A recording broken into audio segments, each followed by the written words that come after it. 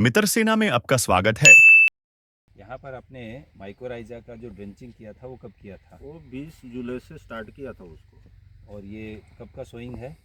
ये है सोइंग 26-27 जून का। 26-27 जून का है।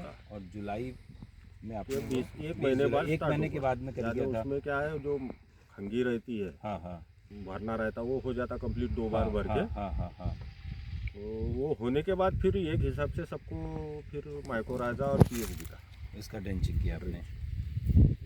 क्या फ़र्क महसूस हुआ कि जो आपने माइकोराइजा का जो ड्रेंचिंग किया उसमें जैसा 30 दिन बाद एक डोज डालते हैं इसका फर्टिलाइजर का। हाँ हाँ।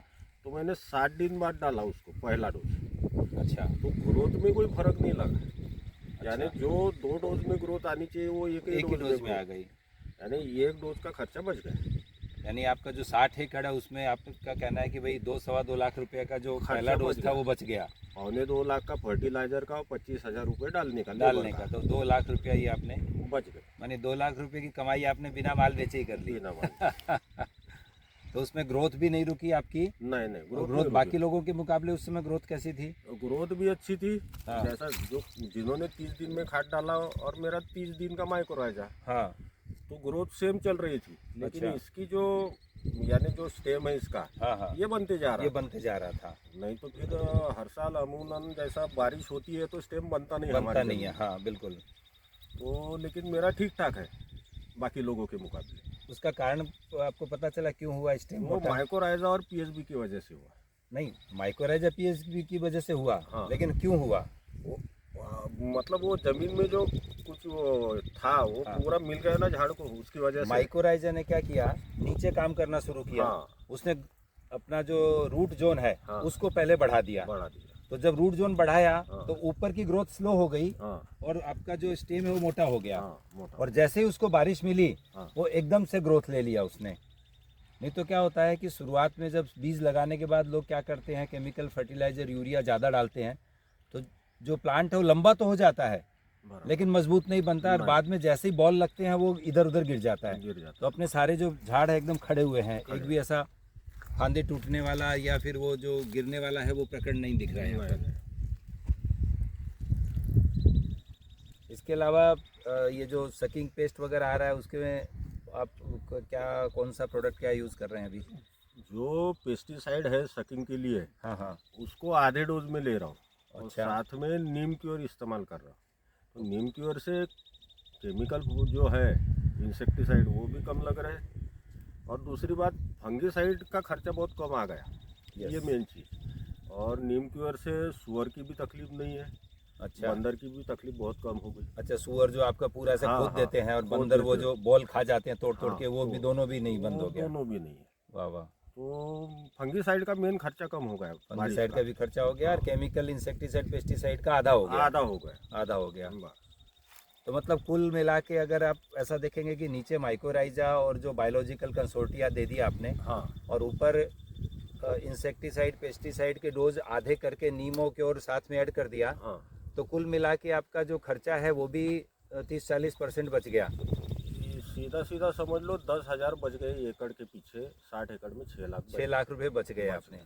बढ़िया। तो मतलब 6 लाख ये बचा लिया आपने और 2 लाख रुपए वो पहला डोज बता लिया, 8 लाख।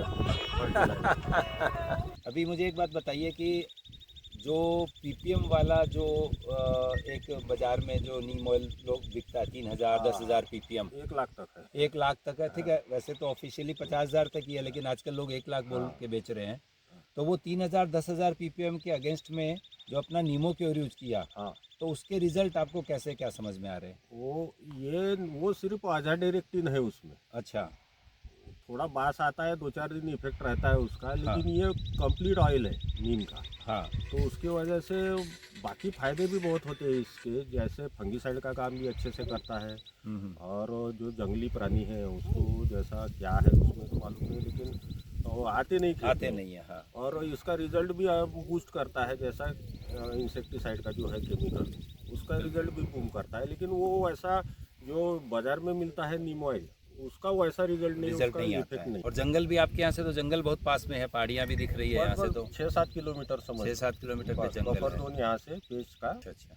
अभी तक 60 एकड़ में से आपने कितना उत्पादन ले लिया है। आज तो तारीख हो गई है आपकी और 7 जनवरी। 7 जनवरी। तो अभी लगभग आपको आपने सोइंग किया था कितना जून के 20 जून के आसपास किया था। तो जुलाई, अगस्त, सितंबर, अक्टूबर, नवंबर, दिसंबर और जनवरी यानी 6.5 महीना करीब हो गया है। 6.5 महीना। तो अभी तक कितना प्रोडक्शन आपने 60 एकड़ में से निकाला है? अब 600 क्विंटल निकल गया सर। 600 क्विंटल निकल निकल चुका है और कम से कम और 500 क्विंटल निकलने की उम्मीद है। 500 क्विंटल निकले मतलब लगभग 1100 क्विंटल। तो अगर एवरेज देखेंगे आप तो लगभग 18 के आसपास के आसपास का आएगा। हाँ। और बिना ड्रिप के है, ये फ्लड बिना इरिगेशन पे है। बस फ्लड इरिगेशन पे है। बढ़िया है।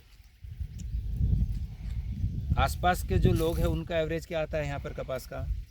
मिनिमम अभी 10-11 तक आता है, लेकिन ये साल समझ लो 10 के नीचे ही रहेंगे। 10 के नीचे रहेगा। 8-9 तो उसमें वैसा अगर देखा जाए तो अपना प्रोडक्शन ऑलमोस्ट डबल है। डबल है। एक किसान ने बताया कि उन्होंने 26 से 27 जून को कपास की बुवाई की थी और 20 जुलाई को मित्रसेना का आर जाल प्रयोग किया। उन्होंने पाया कि केवल एक बार माइकोराइजा का उपयोग करने से ही 2 बार के प्रयोग जितने अच्छे परिणाम मिले, इससे उन्हें 2 लाख रुपए की बचत हुई। उन्होंने आगे बताया कि सभी पौधे मजबूत और सीधे खड़े हैं, कोई गिरने की समस्या, लॉडिंग नहीं है और पूरे खेत में फसल स्वस्थ दिख रही है। इसके अलावा किसान ने मित्रसेना का नीमोक्योर भी इस्तेमाल किया, जिससे एक बड़ा फायदा यह हुआ कि जंगली सुअरों का हमला और फसल को नुकसान पहुंचाने की समस्या पूरी तरह समाप्त हो गई। ऐसी और इन्फॉर्मेशन के लिए मित्रसेना को जरूर फॉलो करें।